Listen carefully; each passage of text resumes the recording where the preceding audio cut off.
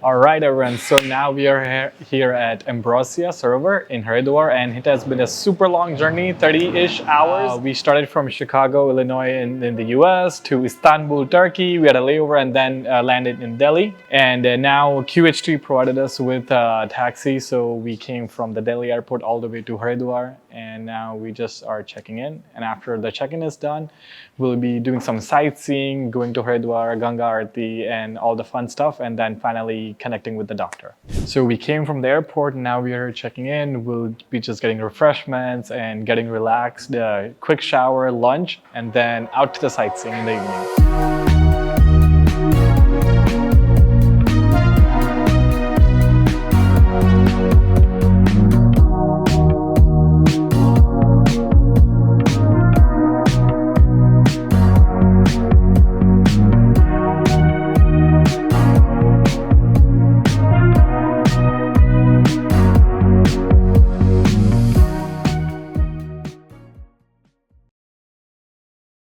All right, so now we have done getting freshened up, the shower, everything is done. The lunch was amazing here at the hotel. And now next stop is Har Ki Pauri, Ganga Aarti at around 6ish. Currently it's 4:30, so we still got some time. After the Aarti, we'll get the blessings for tomorrow's surgery. So see you all there.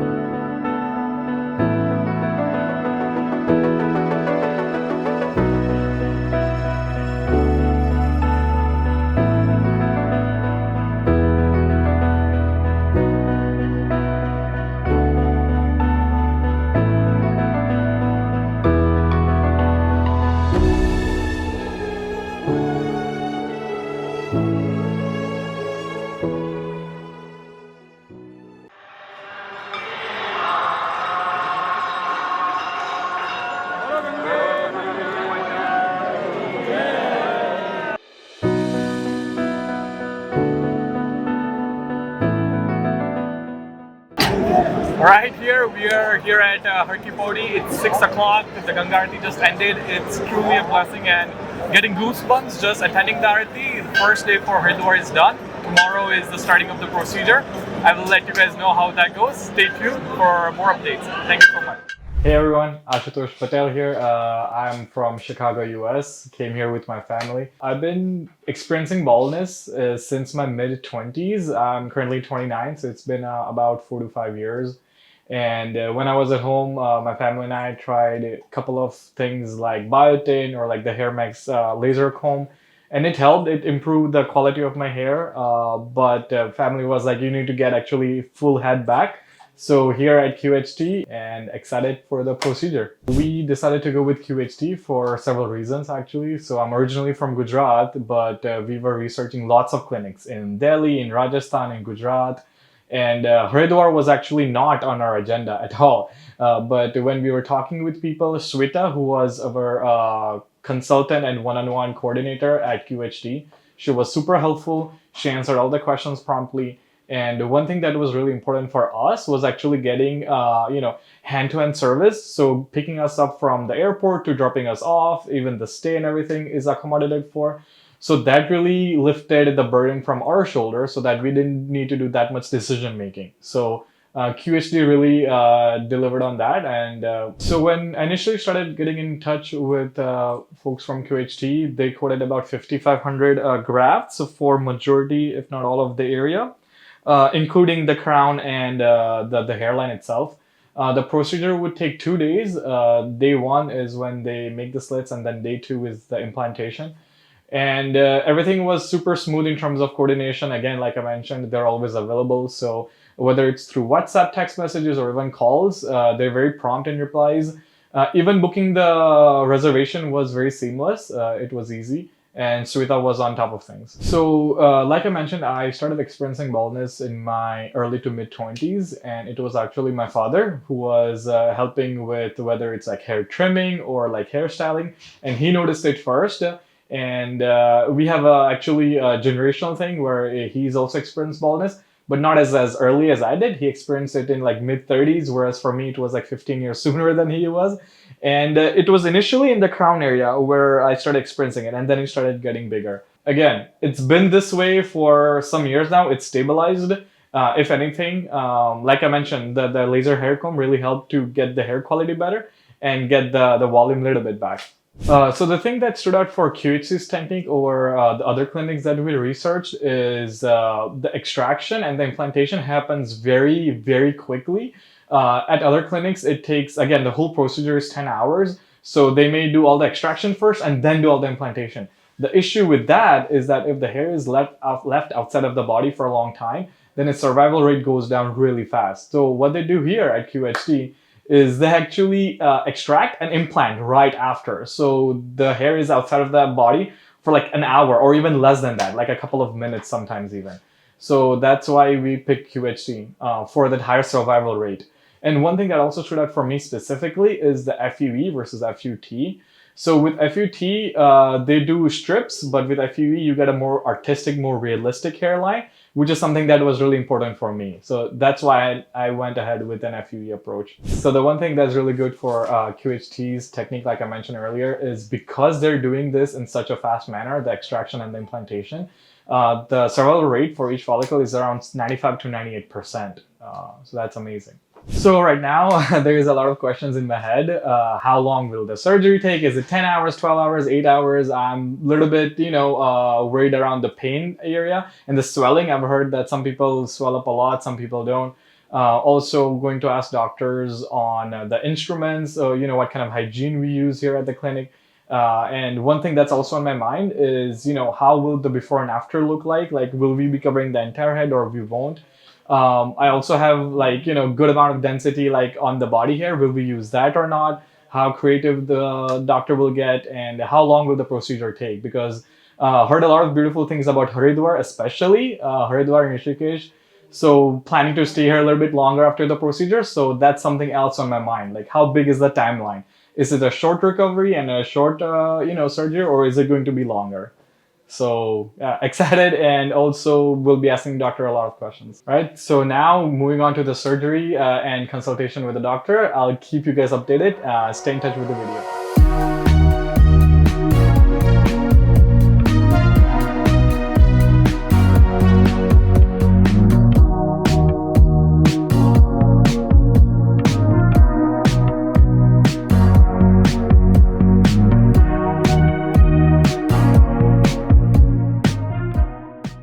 Alright everyone, so yesterday was day one and yesterday included check-in, introduction to the team. We did our blood samples as well as physicals.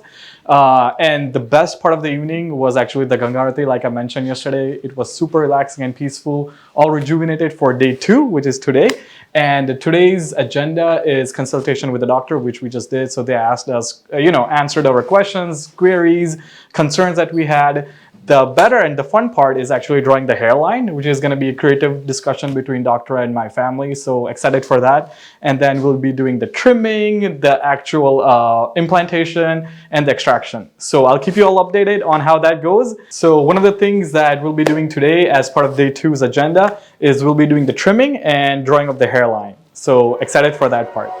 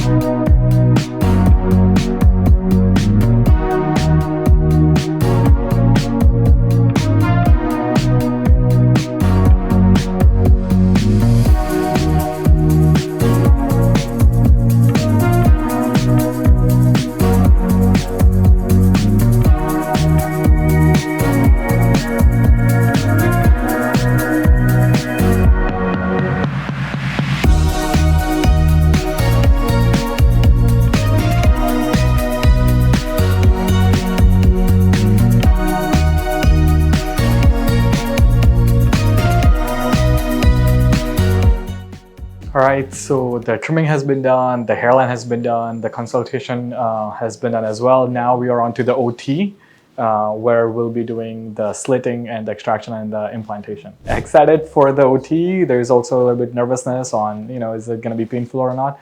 I'll let everyone know after the surgery how it went. So see you all there.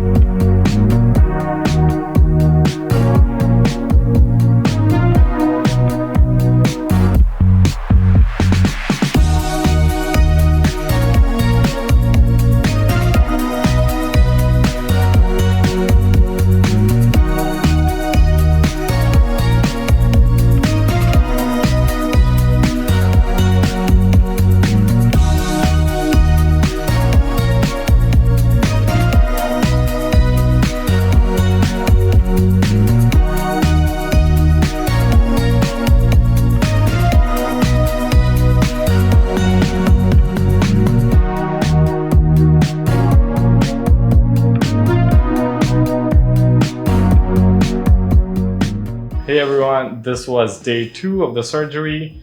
The procedure all in all lasted about 10 hours. The staff has been amazingly supportive and energetic. We did the extraction and the implantation. Majority of it is done.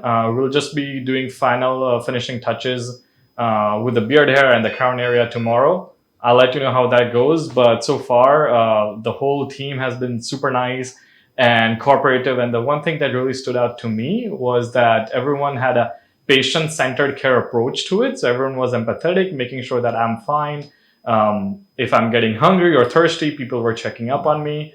So we'd just like to give a shout out to the team. And the one more thing that really stood out was that there was literally like 0.1% pain. Anytime there was anything that was causing me pain, doctors were super fast and up to date to making sure I get the local anesthesia. So really, I felt almost none of it. All right, so we are done with the whole surgery. Everything from slitting to extraction and implantation, all of that is completed. We had about 5,500 grafts. Most of them were taken from the donor area on the head. Some of them were taken from the beard. It was super smooth. There's a lot that I want to tell you when we'll be covering the journey. I'll go in detail about how all of that went. The surgery itself took a couple of days. There was one day for slitting, another day for majority of the implants, and then we left the last day mainly concentrating on the beard. So the doctors really wanted to make sure that they took their time and they did a great job at it. So it was very paced procedure. It was not like a quick in and out, which is actually a good thing, I would say. So that's how the procedure went. The doctor explained the medication and all.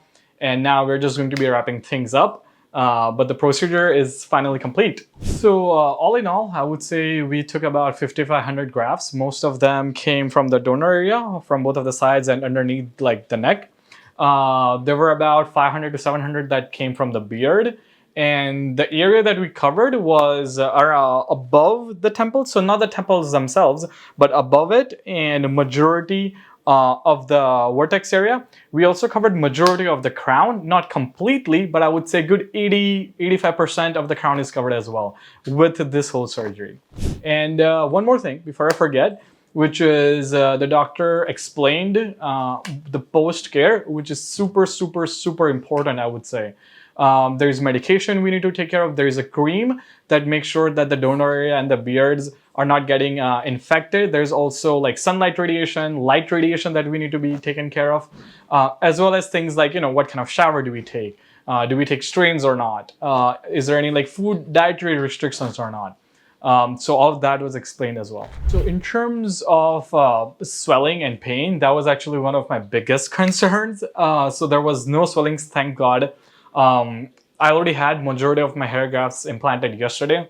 I will say to everyone who is thinking and researching about doing hair transplant, that make sure you do your research. Make sure you ask a lot of questions. People at QHT are actually very accommodating and they want to be asked questions. So whenever you do ask them, they'll give you a very thorough response.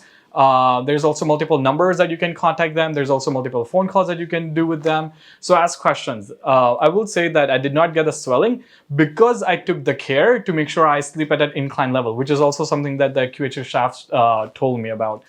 There was also no pain. In fact, majority of the time I was sleeping. I was knocked out. And I must say, if you're traveling from afar, like from a foreign country and you have like a 30-hour flight, you will in fact get the best sleep while they're doing the procedure because the anesthesia is very nice. So really, like when I woke up, I was rejuvenated. So no pain, no swelling, thank God, at least not until now. I'll keep you guys updated second day, third day on, do I develop swelling then or not? But right now, no swelling at all, no pain. And there's a lot of antibiotics and painkillers that they give as well. So just make sure that you keep on actively taking them.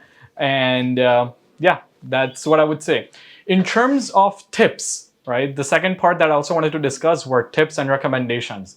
So it's not like everything is just rainbows and sunshines. It's not like everything is unicorn. Life is not perfect.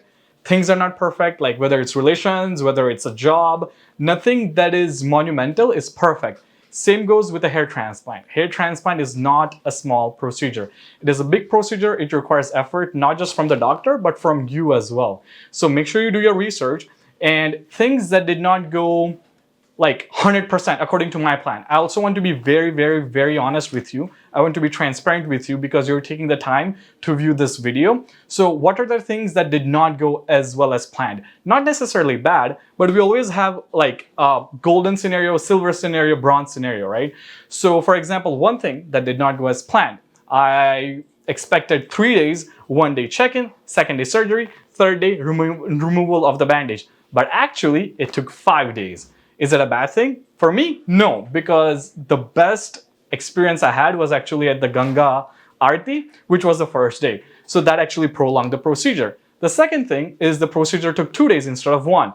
Was that a bad thing? I would say again, no for me, because I wanted to make sure that the doctor put in their effort, their attention, and dedicated continuous monitoring, which is something that the QHT staff did really well. So again, if you're coming from afar, don't just come for 3 days. Make sure you have a buffer time of at least 5 to 7 days. Something else that I feel a lot of people from abroad or from outside of Haridwar, they keep researching is the name of the doctors. It's like a tech company. Like if you go at Google or Facebook, you will see pods, and pods have SMEs, which is, subject matter experts. At the QHT is the same thing. We have a team of doctors that do just extractions. We have a team of doctors that do just the slitting. We have a team of doctors that do the implantation. So this actually introduced me to a lot of doctors who are doing this every single day. So again, but this is way better because I actually got to meet the whole team. So make sure you do the research. Make sure you ask these kinds of questions, right? And again, not to like broadcast too much, but we ended up taking the highest expensive package because I did not want the headache of coming from afar and getting lost, getting confused, having to worry about taxis and hotels and things like that. So at QHT, they promised 2 nights of stay. But again, since it took 5 days of surgery, we ended up overbooking the hotel for 3 or 4 days. QHT was able to help out with that as well to make sure that the stay got extended because the hotel was overbooked on their part. So do the research, talk to QHT, and make sure you have buffer time. So again, these are my tips. This is my experience. I hope this was helpful.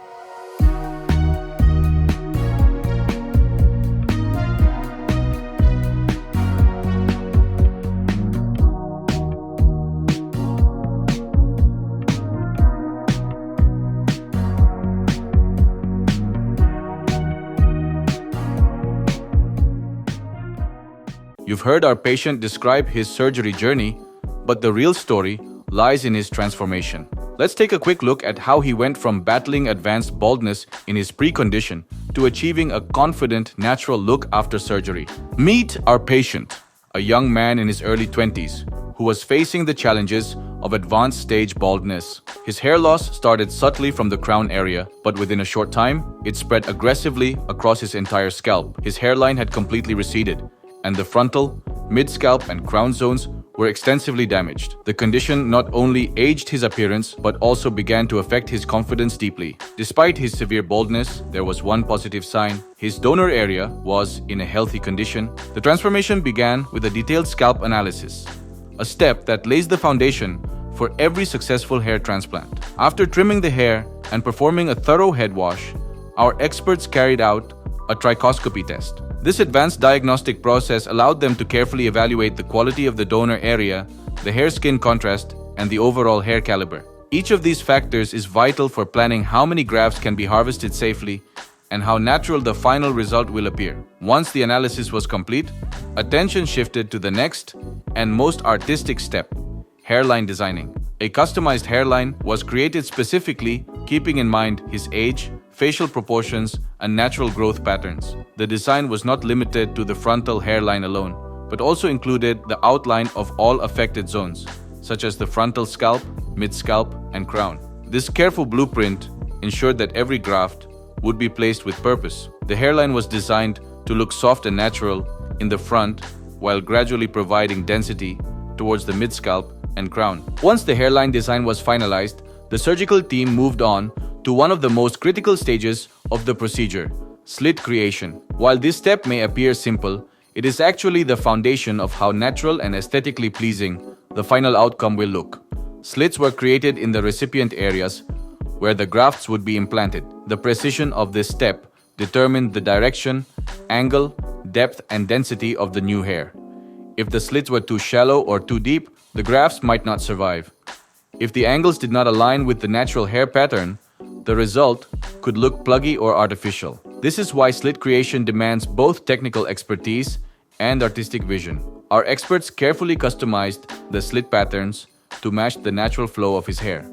For the frontal hairline, the slits were created at softer angles with finer spacing to mimic the delicate growth pattern of natural hair. As the team moved towards the frontal and mid-scalp zones, the density was gradually increased and the angles were adjusted to provide fuller coverage. For the crown area, the slits were designed in a circular swirl pattern, closely replicating the natural orientation of hair in that region. By paying close attention to these details, our team ensured that every graft would blend seamlessly with the surrounding hair. This careful approach not only enhanced the natural look, but also maximized graft survival, setting the stage for results that are dense, balanced, and long-lasting.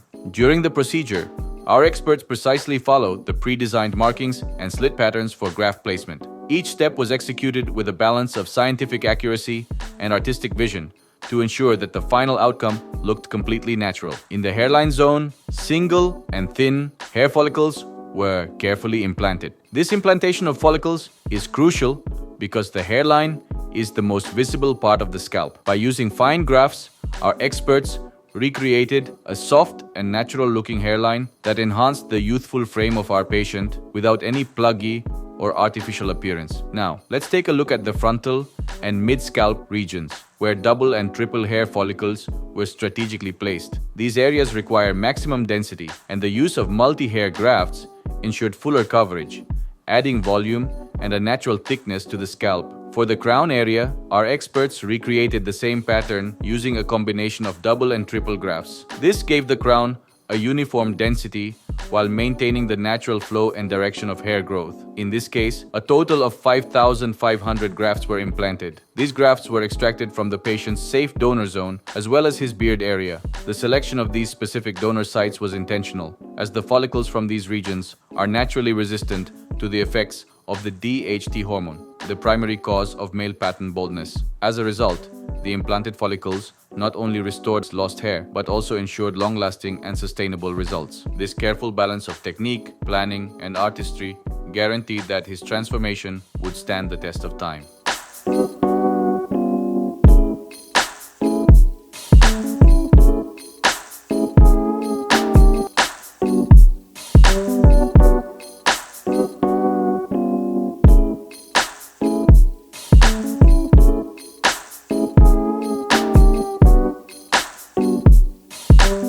Hello friends, अगर आपने अभी तक हमारे channel को subscribe नहीं किया है तो प्लीज इस वीडियो को लाइक कीजिए, शेयर कीजिए और हमारे चैनल को सब्सक्राइब कीजिए और ध्यान रहे बेल आइकन दबाना ना भूलें, जिससे हमारे हर वीडियो का अपडेट आपको समय समय पर मिलता रहेगा।